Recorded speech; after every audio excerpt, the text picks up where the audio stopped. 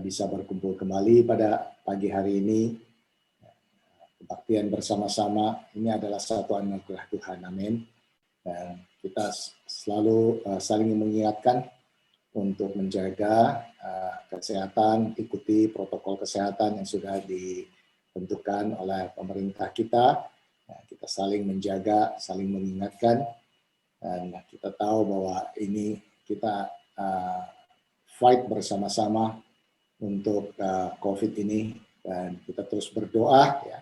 Kita berdoa, percaya ada kuasa di dalam doa, bahwa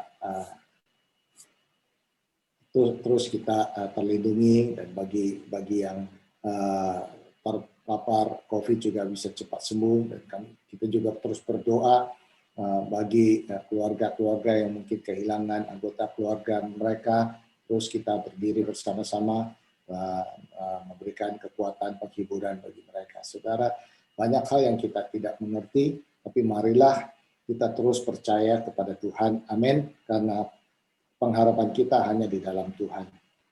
Nah, ini sebenarnya inilah yang saya mau share kepada saudara juga pada hari ini, dan kita masuk dalam satu seri yang baru yang dimulai sebenarnya kemarin, yang sudah dimulai oleh Pastor Yahya, dan topiknya adalah, mungkin bisa dikeluarkan slide-nya ya. Kita berbicara mengenai God F in life. Nah, seringkali kalau kita melihat kata-kata F, apalagi warnanya merah ini, konotasinya kita selalu kata F itu adalah dari failure, kegagalan ya di dalam kehidupan ini. Nah, tetapi juga ada sesuatu hal yang menarik di sini, saudara. Kalau di dalam Tuhan, justru orang-orang yang gagal itu Tuhan balikan itu menjadi satu keberhasilan. Ya, langkah yang harus diambil ini adalah faith, iman. Jadi kalau F-nya ini mau digantikan dari fail menjadi faith, puji Tuhan, kita percaya itu akan terjadi, karena tidak ada di antara kita di sini yang tidak pernah gagal dalam hidup ini ya. Tetapi kita juga tahu bahwa sewaktu kita melangkah dengan iman, terutama iman di dalam Kristus, itu pasti ada hasil-hasil yang lebih baik daripada apa yang kita bisa bayangkan. Saudara, mari kita sama-sama kita berdoa terlebih dahulu ya, supaya Roh Kudus menerangi pikiran kita, pengertian kita, bahwa pemberitaan firman Tuhan ini tidak terhambat dengan alasan apapun juga, koneksi apapun juga, supaya kita tetap boleh fokus konsentrasi kepada firman Tuhan. Bapak, kami bersyukur dan berterima kasih untuk hari ini. Tuhan, Kau pimpin, Roh Kudus, kami minta pada Roh Kudus untuk memimpin kami. Kami berdoa Tuhan supaya tidak ada gangguan-gangguan yang mencuri firman-Mu. Kami berdoa di dalam nama Yesus Kristus, bahwa setiap orang yang mendengarkan akan fokus, dan hamba-Mu yang membagikannya juga bisa membagikan sesuai dengan apa yang ada dalam hati-Mu, dan ini yang bisa disampaikan pada hari ini ya Tuhan, di dalam nama Yesus Kristus. Amin. Baik, saudara, kalau kita bisa melihat di sini, saya ulangi sedikit apa yang Pastor Yahya sampaikan minggu lalu, ya, berbicara mengenai bagaimana Abraham itu keluar ya dari Haran ke tanah Kanaan, dan dari tanah Kanaan ke Mesir. Nah, yang pertama yang kita bisa belajar dari pelajaran minggu lalu adalah iman dalam mentaati firman. Nah, coba kalau kita lihat sedikit gambarnya ya, kita lihat sedikit petaknya supaya ada gambaran apa yang dibicarakan. Ya, kalau kita bisa melihat kemarin itu, ya, saudara bisa melihat Ur Kasdim di situ ya, ada Ur Kasdim di situ, lalu Haran tuh nomor 2, lalu ada di yang ada nomor 8, nomor 4, nah, kumpulan-kumpulannya itu adalah Kanaan di situ ya, lalu ada yang nomor 5 itu adalah Mesir.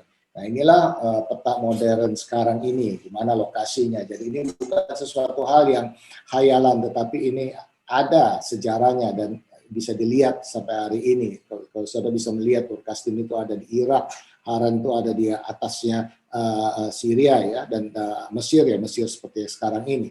Dan kalau bicara Kanan itu adalah bicara mengenai Israel. Nah, saudara, kita lihat di slide yang berikutnya. Ya, ini dalam petanya lama, ya bisa dilihat di situ. Ur, Karan, ya bahasa Indonesia pakai Haran ya. Lalu yang panah yang ketiga itu adalah petanya Israel ya, di daerah Israel dan secara spesifik Yerusalem di situ. Nah, apa yang dikatakan? Dikatakan saya bacakan dulu ya, saya bacakan di pasal yang ke-12 ayat yang ke-1, dikatakan begini. Berfirmanlah Tuhan kepada Abram, pergilah dari negerimu dan dari sanak saudaramu dan dari rumah bapamu ini ke negeri yang akan kutunjukkan kepadamu. Aku akan membuat engkau menjadi bangsa yang besar dan memberkati engkau serta membuat namamu masyhur dan engkau akan menjadi berkat. Aku akan memberkati orang-orang yang memberkati engkau dan mengutuk orang-orang yang mengutuk engkau, dan olehmu semua kaum di muka bumi akan mendapat berkat. Ini janji Tuhan kepada Abraham.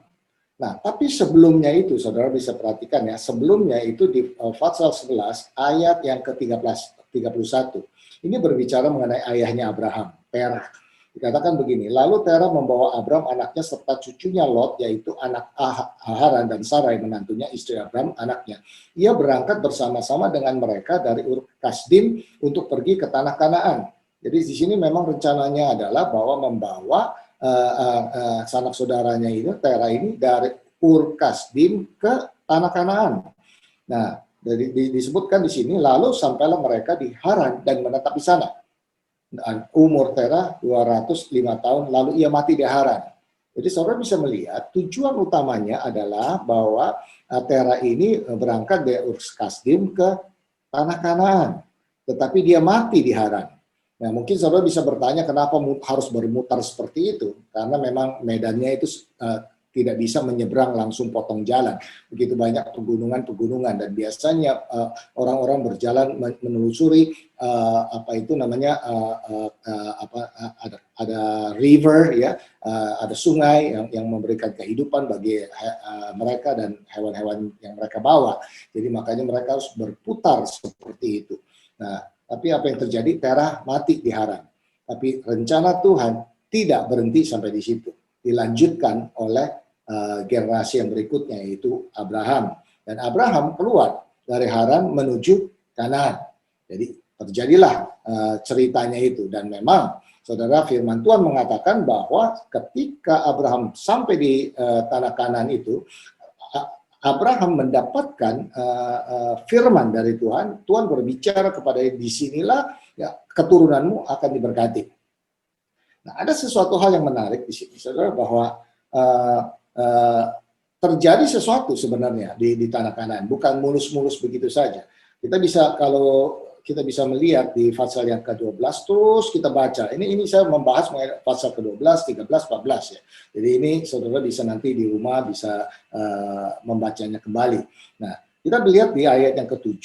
Ya, pasal 12 ayat 7. Ketika itu Tuhan menampakkan diri kepada Abram dan berfirman, aku akan memberikan negeri ini kepada keturunanmu. Maka didirikannya di situ mezbah bagi Tuhan yang telah menampakkan diri kepadanya. Ayat yang ke-8, kemudian ia pindah dari situ ke pegunungan di sebelah timur Betel. Ia memasang kemahnya dengan Betel di sebelah barat dan Ai di sebelah timur, lalu ia mendirikan di situ mezbah bagi Tuhan dan memanggil nama Tuhan. Sesudah itu Abram berangkat dan makin jauh ia berjalan ke tanah Negev. Nah, saudara, di sini kita bisa melihat bahwa Tuhan berfirman di ayat yang ke-7, dan setelah Tuhan berfirman, Abraham membangun satu mezbah peringatan bahwa disinilah Tuhan telah berfirman. Tetapi memang Abraham orang yang beriman. Untuk dia keluar dari Haran menuju Kanaan itu pun sebenarnya dia tidak tahu dia kemana. Di tengah jalan bahwa Tuhan berbicara, bahwa Tuhan menuntun dia di Kanaan. Jadi itu sesuatu hal yang baik yang kita bisa belajar dari imannya Abraham. Ya, dia lihat di situ bahwa dia keluar melangkah dengan iman dan akhirnya dia menetap di Kanaan. Tetapi apa yang terjadi di situ, dia terus berlanjut di ayat yang ke-8, kemudian ia pindah dari situ ke pegunungan di sebelah timur Betel. Dia memasang kemahnya dan di Betel sebelah barat dan Ai di sebelah timur. Dia mendirikan lagi di situ mezbah bagi Tuhan dan memanggil nama Tuhan. Ini sangat menarik di sini. Ini kita bisa melihat kesungguhan hatinya Abraham ya, selalu mau memberkati Tuhan. Dan dia yang pertama dia mendengar firman Tuhan, lalu dia membangun mezbah di situ. Lalu dia berjalan lagi tidak dikatakan bahwa Tuhan berfirman, tapi dia bangun aja untuk menyembah Tuhan, untuk menyembah Tuhan di situ. Tetapi setelah ini yang sangat menarik di situ, Tuhan mengatakan bahwa tinggal di Kanaan, tetapi apa yang terjadi setelah Abraham berjalan, dia berjalan terus, saudara. Dia berjalan terus, dikatakan makin jauh ia berjalan ke tanah Negev. Coba lihat di slide yang berikutnya, kita bisa melihat, nah ini dari Yerusalem turun ke bawah, yaitu ke Negev. Ya, ke Negev, dan akhirnya apa yang terjadi? Akhirnya dia sampai di Mesir. Nah, kenapa bisa terjadi begitu? Karena di Kanaan pada waktu itu terjadi kelaparan. Ya, dengan secara akal sehatnya dia cari solusinya seringkali, dan kalau kita membaca dalam Perjanjian Lama selalu berbicara kalau terjadi kelaparan mereka ke Mesir. Dan ini yang terjadi dengan Abraham. Nah, apa yang terjadi? Kita mendengar firman-Nya minggu lalu kan, ya, apa yang terjadi di Mesir? Banyak masalah-masalah yang dialami oleh Abraham. Yang sangat menarik di sini adalah setelah Abraham berjalan menuju Negev dan ke Mesir, firman Tuhan tidak mengatakan bahwa Tuhan berbicara kepada Abraham. There is a silence moment. Ada saat-saat yang diam. Dan yang kita baca di kejadian ini adalah kejadian-kejadian di mana Abraham berbohong kepada Firaun, dan Firaun mau dihukum, dan akhirnya ketahuan, dan akhirnya Abraham, apa yang terjadi? Abraham kembali.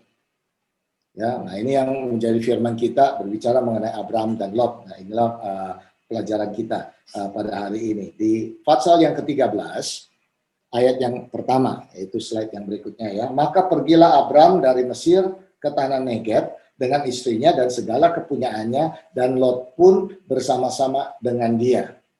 Nah, saudara, dan ayat yang ketiga ya, saya baca dulu. Ia berjalan dari tempat persinggahan ke tempat persinggahan, dari tanah Negev sampai dekat Betel, di mana kemahnya mula-mula berdiri antara Betel dan Ai, ke tempat mesbah yang dibuatnya dahulu di sana. Disitulah Abraham memanggil nama Tuhan. Jadi saudara, sesuatu hal yang menarik di sini, kalau kita memikirkan logikanya, yang membuat kesalahan itu siapa yang pergi ke Mesir? Ya, Abraham yang turun berjalan ke Mesir, tetapi yang mau dihukum oleh Allah bukannya Abrahamnya, yang mau dihukum oleh Allah adalah Firaunnya, saudara. Kadang-kadang kita tidak mengerti kan, tetapi saudara, ini yang kita bisa pelajari di sini adalah bahwa kita mempunyai iman, kita berjalan di dalam iman yang memang bertumbuh dari kemuliaan kepada kemuliaan, iman kita bertumbuh. Nah, apa yang terjadi di sini adalah Tuhan melihat kepada iman kita. Tuhan melihat kepada kesungguhan hati kita. Nah, saya menyadari di sini sewaktu saya mempelajari ini adalah bahwa Abraham, of course, dengan akal sehatnya, dia mau mencari yang terbaik untuk keluarganya, untuk supaya dia bisa survive, dan akhirnya dia sampai di Mesir karena terjadi kelaparan di Kanaan. Nah, apakah itu kehendak Tuhan? Diam di situ, silence. Ya, firman Tuhan tidak mengatakan itu, tetapi yang terjadi adalah hasilnya Abraham mengalami masalah di Mesir. Nah, itu yang clear di dalam firman Tuhan.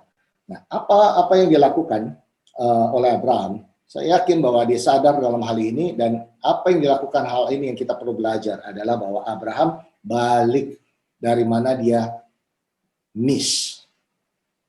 Dia balik lagi. Tadi sudah kita baca ayat yang pertama sampai ayat yang ketiga, dan akhirnya dia kembali lagi ke tempat di mana dia membangun kemah mula-mula itu berdiri, di mana Tuhan berbicara kepada dia, ya, ke tempat mesbah yang dibuat dahulu, dan disitulah Abraham memanggil nama Tuhan. Nah, lesson number 1, slide yang berikutnya. Partial obedience is no obedience. Yang kedua, return to where you miscon. Nah, sebenarnya kalau kita bicara mengenai ketaatan yang setengah, ya, itu sebenarnya itu ketidaktaatan, sama saja begitu. Nah, nggak ada yang namanya itu dosa innocent gitu. Enggak, saudara. Nggak ada yang namanya dosa innocent gitu ya. Nah, dan memang kita perlu bertumbuh Ya, makanya iman kita perlu bertumbuh. Ya, kita tidak mengulangi kesalahan-kesalahan yang lama. Ya, Abraham melakukan sesuai dengan iman, takaran imannya, dan dia bertumbuh, dan dia membuat kesalahan, pasti ya, banyak kita juga membuat kesalahan, tetapi Tuhan tetap menghargai hati yang murni, hati yang sungguh-sungguh mau percaya kepada Dia. Ya, Tuhan tahu kelemahan kita, ya, dan Tuhan selalu memberikan anugerah untuk kita berbalik. Dan kalau kita sudah tahu bahwa kita sudah salah, hal yang terbenar untuk kita lakukan adalah kembali dari mana kita salahnya. Kembali kepada titik di mana kita berbuat kesalahan itu, repent. Kita bertobat, kita kembali lagi kepada Tuhan, kita berseru lagi kepada Tuhan. Amin. Nah, yang berikutnya, kalau kita bisa melihat di sini ya, pelajaran dari kehidupan Abraham adalah Abraham dan Lot. Ini berbicara mengenai iman dalam hubungan sesama manusia. Iman dalam hubungan sesama manusia. Kalau kita lihat Kejadian 13 ayat 2. Di situ dikatakan, slide yang berikutnya ya, adapun Abraham sangat kaya, banyak ternak, perak, dan emasnya. Lalu ayat yang kelima sampai ketujuh, juga Lot yang ikut bersama-sama dengan Abraham mempunyai domba dan lembu dan kemah. Tetapi negeri ini tidak cukup luas bagi mereka untuk diam bersama-sama sebab harta milik mereka amat banyak. Sehingga mereka tidak dapat diam bersama-sama. Karena itu, terjadilah perkelahian antara para gembala Abraham dan para gembala Lot. Waktu itu orang Kanaan dan orang Feris diam di negeri itu. What happened here? Slide yang berikutnya. Problem in blessing. Problem in blessing, saudara, ini sering terjadi. Kalau kita waktu tidak ada, nothing tulus, kita bisa bersama-sama. Kita bahkan bekerja sama, nggak pusingin lah siapa yang berkorban lebih banyak. Ya, tetapi begitu kita mulai diberkati, mulai hitung-hitungan, mulai terjadi gesekan. Nah, ini kejadian sehari-hari kita bisa melihat, tuh kan? Dan ini yang kita akan belajar di sini. Apa kata Abraham kepada Lot? Ayat yang ke-8. Maka berkatalah Abraham kepada Lot, janganlah kiranya ada perkelahian antara aku dan kau, dan antara para gembalaku dan para gembalamu, sebab kita ini kerabat. Jadi, coba lihat katanya, ini seluruh negeri ini kan terbuka untuk kita, luas banget gitu ya. Jadi, baiklah pisahkan dirimu padaku, jika engkau ke kiri, maka aku ke kanan. Jika engkau ke kanan, maka aku ke kiri.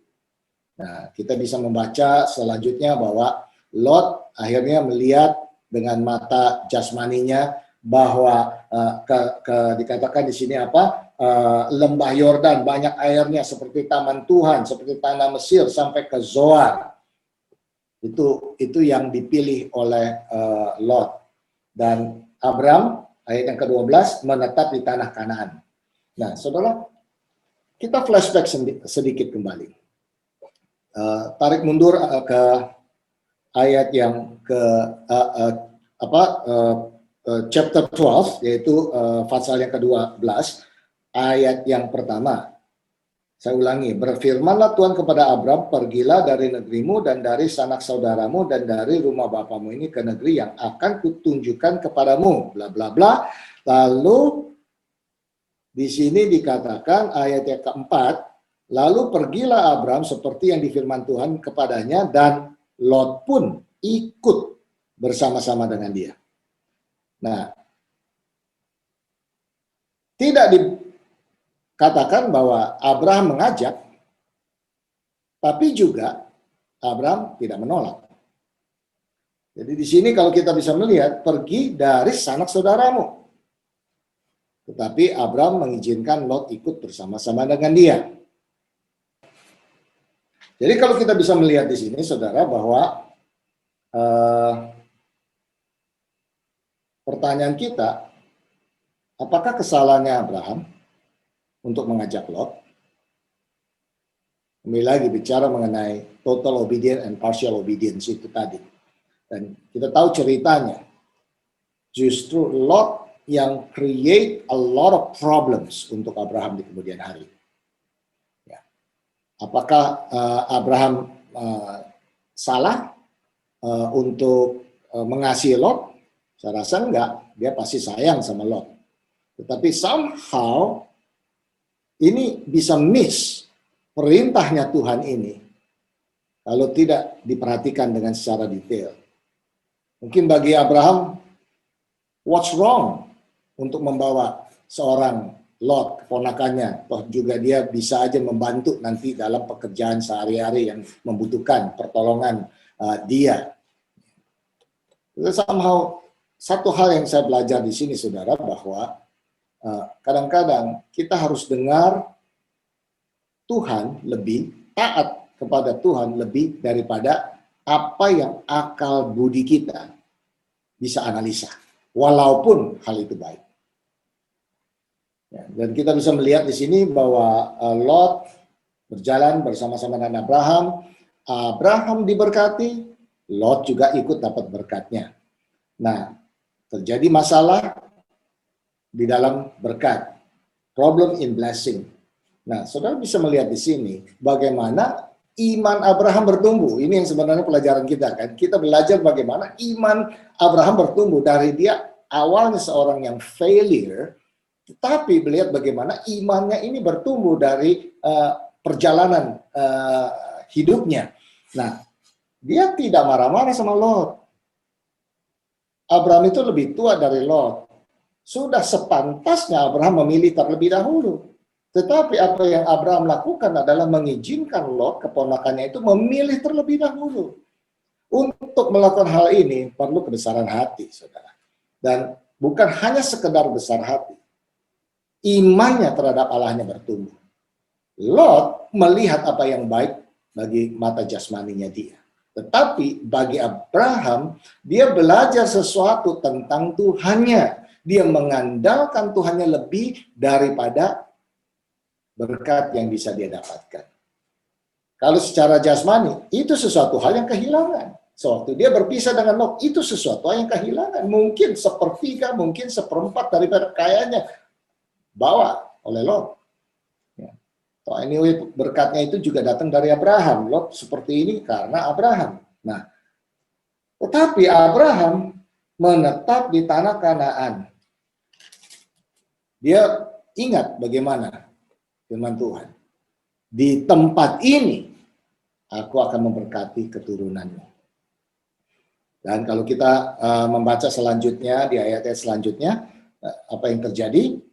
Setelah Lot berpisah daripada Abram, itu ayat yang ke-14, berfirmanlah Tuhan kepada Abram, pandanglah sekelilingmu dan lihatnya dari tempat engkau berdiri itu di timur dan barat, utara dan selatan, sebab seluruh negeri yang kau lihat ini akan kuberikan kepadamu dan kepada keturunan untuk selama-lamanya, dan aku akan menjadikan keturunanmu seperti debu tanah banyaknya, dan sebagainya, dan sebagainya, dan sebagainya.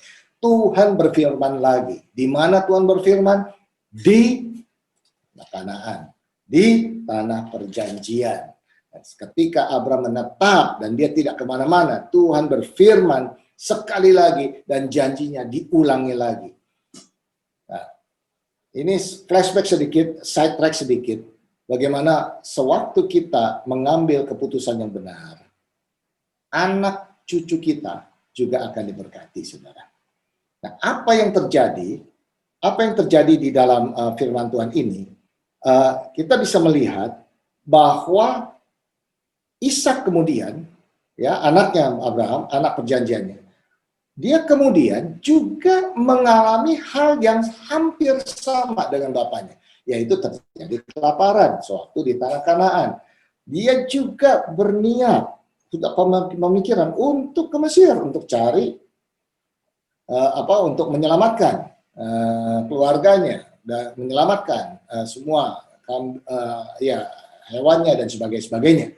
Nah, tetapi firman Tuhan berbicara kepada Ishak, no, you tinggal di sini. Nah, sewaktu engkau tinggal di sini, tetap menabur di dalam kekeringan, karena pada musim yang sama Ishak menuai berlipat kali ganda. So important for us to know. Ya, perlu kita tahu bahwa yang terpenting adalah kita tinggal di dalam kehendak Tuhan. Kita tahu pada saat ini keadaan yang serba tidak menentu, kita bisa khawatir, kita harus bikin ini, kita harus bikin ini, kita harus bikin ini untuk menyelamatkan, kita harus begini dan sebagainya, mendengarkan saran-saran, nasihat-nasihat daripada orang-orang. Tapi saudara, kembali kepada firman Tuhan bahwa hubungan kita dengan Tuhan itu yang terpenting. Apa kata firman Tuhan? Dan itu yang kita pegang. Karena di situ tempat berkatnya. Dan kalau kita mendengar, kalau kita baca lagi ya saudara ya, kita lihat melanjutkan nih di pasal yang ke-14. Apa yang terjadi? Akhirnya Lot ini bukan saja dia tinggal dekat kota-kota lembah Yordania dan berkemah di dekat Sodom, dia akhirnya tinggal di Sodom. Dan kita tahu Sodom dan Gomora itu yang Tuhan mau hancurkan. Sebelum itu, di pasal yang ke-14 terjadi peperangan. Terjadi peperangan di mana 5 kerajaan melawan 4 kerajaan. Ya, dan di sini melihat bagaimana Raja Sodom, Raja Gomora itu kalah dalam perang. Dan apa yang terjadi? Lot menjadi tawanan. Kedengaran oleh Abram, dan Abram mengirimkan 318 orang, itu orang yang terlatih, 318 untuk mengejar musuhnya, dan akhirnya menyelamatkan Lot dan serta harta bendanya. Nah, ini sesuatu hal kalau kita bisa melihat, saudara. Manusia bisa berbuat salah, tapi rencana Tuhan tetap terjadi. Amin. Abraham membuat banyak kesalahan, dan kita bisa melihat Lot ini pun juga membuat kesalahan. Banyak sekali yang membuat kesalahan. Bahkan kalau kita baca selanjutnya, untuk Lot selamat, Abraham itu tawar-menawar sama Tuhan supaya jangan dimusnahkan Sodom dan Gomora. Karena apa? Dia kepikiran ada keponakannya di situ. Walaupun keponakannya itu memang sudah menjadi bagian daripada kehidupan Sodom dan Gomora. Moralnya sudah rendah sekali. Bahkan sewaktu mau diselamatkan, dia berlambat-lambat. Seluruh keluarganya berlambat-lambat. Dan bahkan istrinya Lot pun nggak rela, akhirnya dia menjadi tiang garam. Ya, sewaktu malaikat harus memaksa mereka keluar dari Sodom dan sebelum Tuhan menghanyutkan itu. Dan kita bisa lihat akhir ceritanya Lot. Bahkan moralnya pun nggak baik. Ya, anak perempuannya yang pertama tidur sama dia. Anak yang kedua tidur sama dia. Supaya mendapatkan keturunan. Dan firman Tuhan mengatakan itulah keturunan orang Moab, Bani Moab dan Bani Amon. Yang sepanjang hidupnya menyusahkan bangsa Israel. Nah, bagaimana dengan Abraham? Abraham move on dengan Tuhan. Puji Tuhan kita bisa melihat bagaimana dia mempunyai iman di dalam berhubungan dengan sesamanya. Dia tahu dia orang yang diberkati. Tetapi dia tidak memegang berkat itu. Dia rela untuk melepaskan berkatnya karena dia pegang siapa yang pemberi berkat itu. Yaitu Tuhannya yang dia percaya. Yang ketiga ini adalah pertemuan Abraham dengan Melkisedek. Nah, pertemuan Abraham dengan Melkisedek ini sangat-sangat menarik, saudara. Ya, kalau kita bisa melihat di sini,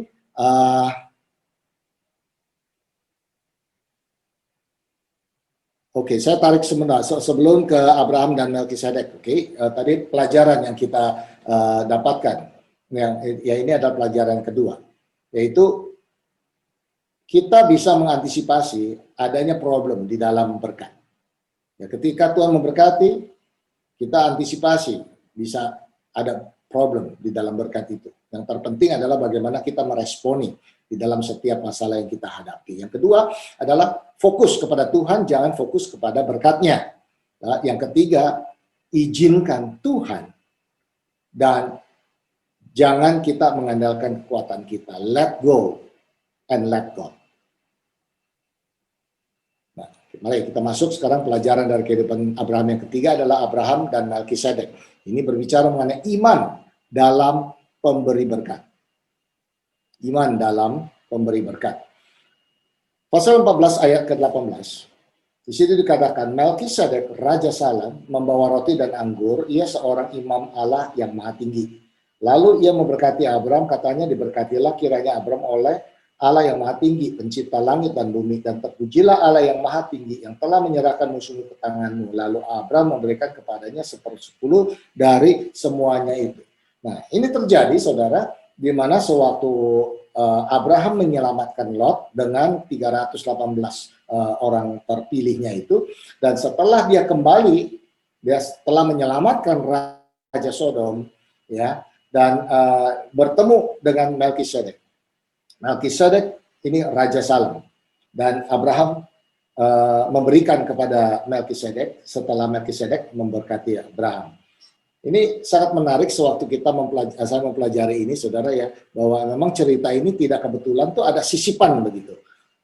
Kalau kita membuat satu cerita, ini Melkisedek nggak pernah muncul di mana-mana sebelumnya. Yang disebutkan di pasal yang ke-13, ke-14, ini berbicara terjadi peperangan antara 4 kerajaan dengan 5 kerajaan, di mana Raja Sodom, Raja Gomora berperang, ya, dan itu. Dan logikanya, kalau kita mau nonton film nih, logikanya adalah begitu Abraham mengalahkan musuhnya dan mereka raja-raja ini diselamatkan, ceritanya harusnya adalah mereka lah yang berterima kasih kepada Abraham. Logikanya seperti itu. Tetapi firman Tuhan, saya yakin tidak kebetulan, tiba-tiba masuk ayat ini yang mengatakan mengenai Melkisedek, berbicara mengenai Melkisedek. Nah, siapa sebenarnya Melkisedek ini? Kita lihat ya. Apa pentingnya, perannya apa gitu di dalam semua ceritanya ini. Melkisedek, kalau kita lihat, coba, dia itu adalah Raja Salem. Salem ini adalah peace, the king of peace, Raja Damai. Tetapi Melkisedek ini juga bukan hanya raja, tetapi dia juga imam besar. Imam besar, imam Allah yang maha tinggi. Ayat yang ke-18. Jadi ini ada 2 jabatan dia. The King of Peace, dan nama Melkisedeknya ini sendiri pun artinya righteousness. So the King of Peace, the King of Righteousness. Dan dia juga adalah seorang imam Allah yang maha tinggi, imam besar. Nah, sebelum Melkisedek tidak ada imam, saudara. He is the first. Dia yang pertama, imam Allah yang maha tinggi. Nah, di dalam hal ini pun Abraham setelah diberkati oleh Melkisedek, dia memberikan 1/10 dari apa yang dia miliki. Ini bukan berbicara mengenai tithe and offering, belum ada hukum Musa pada waktu itu. Tetapi somehow dicantumkan di buku Kejadian, memperlihatkan dari segala sesuatu yang Abraham lakukan, ini adalah dengan iman. Dia menyadari kedudukan daripada Raja Melkisedek, dan dia memberikan kepada Melkisedek 1/10 apa yang dia miliki. Nah, kalau kita lihat, saudara, di Perjanjian Baru, kita lihat di Ibrani 6 ayat 19 sampai ke 20. Firman Tuhan berkata seperti ini. Pengharapan itu adalah sau yang kuat dan aman bagi jiwa kita, yang telah dilabuhkan sampai ke belakang tabir, di mana Yesus telah masuk sebagai perintis bagi kita, ketika ia menurut peraturan Melkisedek menjadi imam besar sampai selama-lamanya. Lanjut dulu ya. Ibrani 7 ayat 15 sampai ke 17, slide berikutnya. Dan hal itu jauh lebih nyata lagi jikalau ditetapkan seorang imam lain menurut cara Melkisedek, yang menjadi imam bukan berdasarkan peraturan-peraturan manusia, tetapi berdasarkan hidup yang tidak dapat binasa. Sebab tentang dia diberi kesaksian, engkau adalah imam untuk selama-lamanya menurut peraturan Melkisedek. Satu ayat lagi. Ayat yang ke-21 dan ke-22 dari Ibrani 7. Tuhan telah bersumpah dan ia tidak akan menyesal. Engkau adalah imam untuk selama-lamanya. Demikian pula Yesus adalah jaminan dari suatu perjanjian yang lebih kuat. Nah, saudara, kalau kita bisa melihat di sini, oke? Kita tahu tadi Melkisedek memberkati Abraham jauh sebelum zaman Musa dan Harun dan imam suku Lewi. Ya. Dia adalah imam besar yang pertama. Jadi selain Raja Damai dan Raja Kebenaran, Melkisedek adalah imam besar. Nah, di dalam penulis Ibrani ini, dia katakan tadi, menunjukkan bahwa Yesus adalah imam yang lebih besar daripada orang Lewi. Karena Yesus adalah imam selamanya menurut peraturan Melkisedek, menjadi imam besar sampai selama-lamanya. Jadi, Yesus seperti halnya Melkisedek adalah imam besar untuk selama-lamanya. Karena Yesus mempersembahkan dirinya di kayu salib sebagai korban satu kali untuk selamanya. Jadi kalau kita bisa melihat di sini, kenapa begitu pentingnya peran daripada Melkisedek? Ini adalah satu gambaran akan datang. Tadi berbicara mengenai the Old Testament, ya, bagaimana iman Abraham yang kepada Melkisedek dalam memberi, di dalam berkatnya dia memberikan kepada Melkisedek. Nah, sekarang kita mempunyai Yesus. Dia adalah Tuhan daripada segala Tuhan. He is the King of Kings. He is the Lord of Lords. Dan dia juga adalah imam besar. Amin. Jadi, bukan hanya itu saja. Yesus, dia adalah korbannya itu sendiri. Dia memberikan dirinya. So, kalau kita bisa melihat, saudara, kalau Abraham imannya seperti itu, sebenarnya Tuhan membuka jalan melalui pelajaran yang kita bisa dapatkan dalam kehidupannya Abraham. Sehingga kita bisa mengerti kenapa kita harus beriman kepada Yesus saat ini. Dan oleh karena itu, saudara, bagi orang yang percaya pada saat ini kepada Yesus, kita patut bersyukur, kita harus benar-benar puji Tuhan karena kita mengerti sekarang betapa orang-orang yang belum mengerti Tuhan, belum mengerti keselamatan ini, belum mengerti sebenarnya seberapa pentingnya kehadiran Yesus. Mereka hidup dalam kebingungan, mereka akan hidup di dalam kekacauan. Tetapi ketika kita bertemu dengan Yesus, kita bisa mendapatkan jawaban. So, in the end, saya mau share ini, saudara. Mungkin kita mendengar faith in the promise of God. Mungkin beberapa kita pernah mendengar firman Tuhan, nubuatan mungkin pernah disampaikan ke dalam kehidupan kita. Puji Tuhan dengan hal itu. Nah, yang kedua, apa yang terjadi di sini adalah kita mempunyai iman. Anyway, jadi yang pertama, ya, kita harus percaya bahwa janji Tuhan itu ya dan amin. Oke? Jadi apa yang kita harus percaya bahwa kehidupan kita, perjalanan iman kita bertumbuh moving from glory to glory. Dan yang kita bisa lakukan adalah bahwa bagaimana hubungan kita dengan Tuhan, lalu bagaimana hubungan kita dengan sesama kita, dan baik apakah kita diberkati. Nah, berkat ini bukan berbicara mengenai berkat jasmani saja, tetapi juga bicara mengenai berkat rohani. Dan pada saat ini kalau kita bicara mengenai keadaan yang kita alami, semua juga mengalami kesulitan ekonomi, kebanyakan. Ya, walaupun mungkin beberapa orang justru bertambah kaya oleh karena kondisi seperti ini. Tetapi apa yang kita bisa melihat di sini, kita punya Yesus Kristus. Itu menjadi jaminan. Itu iman kita kepada Yesus ini tidak tergoyahkan. Justru kitalah orang-orang yang diberkati oleh Tuhan dan kita bisa menguatkan saudara-saudara kita yang belum mengenal Tuhan. Ya, bawa mereka kepada kebenaran firman Tuhan, pengenalan akan Tuhan, dan sebagaimana kita bisa melihat perjalanan hidup Abraham.